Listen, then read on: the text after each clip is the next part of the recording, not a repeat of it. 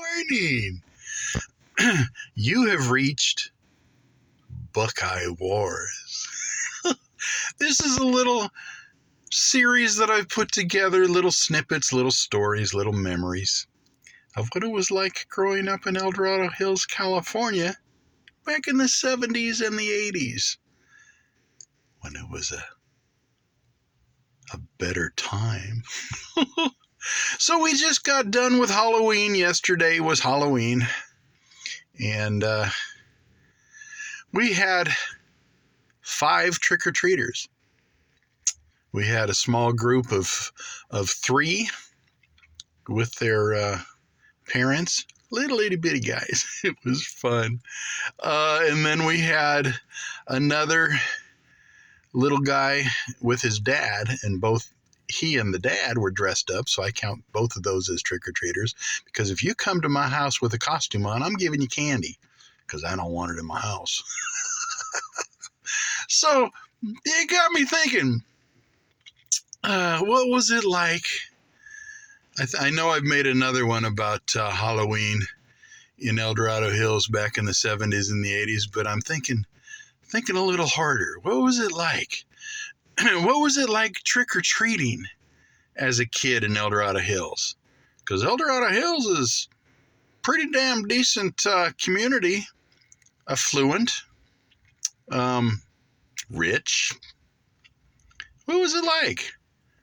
Well, I can remember specifically going, definitely down our court, because we knew everybody. And some of the people would have decent things to pass out. Every now and again, we'd get actually a full-size candy bar. You ever gotten a full-size candy bar when you went trick-or-treating? Oh, my God! Well, we did. We got some full-size candy bars every now and again, but then there's other people that, God, there was one house, I swear to God, he must have been a dentist, because he gave out toothbrushes. You know, they were all wrapped up. Actually, it was like a little package. There was a toothbrush, there was a thing of dental floss, and a small, like, Crest toothpaste. And I thought, why in the world are you giving us toothbrush and toothpaste and so forth? My parents thought that was awesome. Jeez.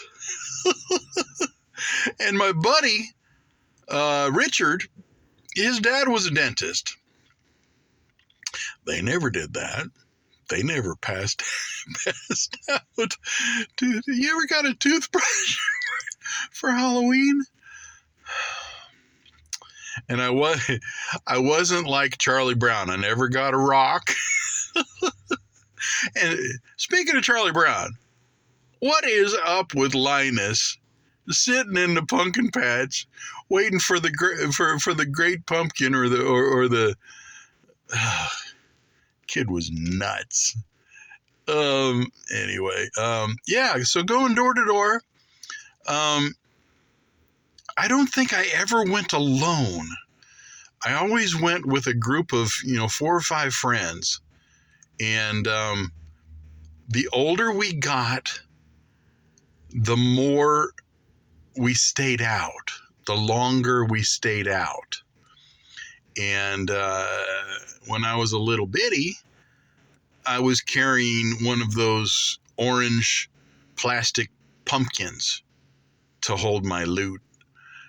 But as I got a little bit older and more into being, like a 5th grader, a 6th grader, I think I went all the way up to maybe even a freshman in high school.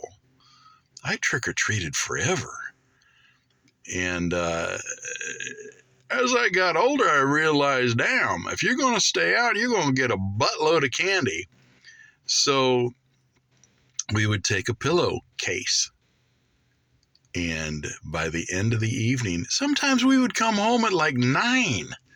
We would start about 6 when it just started to get dark, and El Dorado Hills was a decent size. We would keep going and going and going and going, and houses were relatively close together. It was a time where didn't really have to worry about bad people.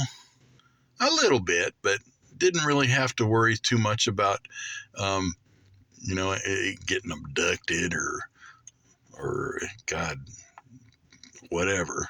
Didn't have to worry about it. So as long as we had a small group of kids, man, we had a ball. I can remember dressing up as a clown. I can remember dressing up as a ghost.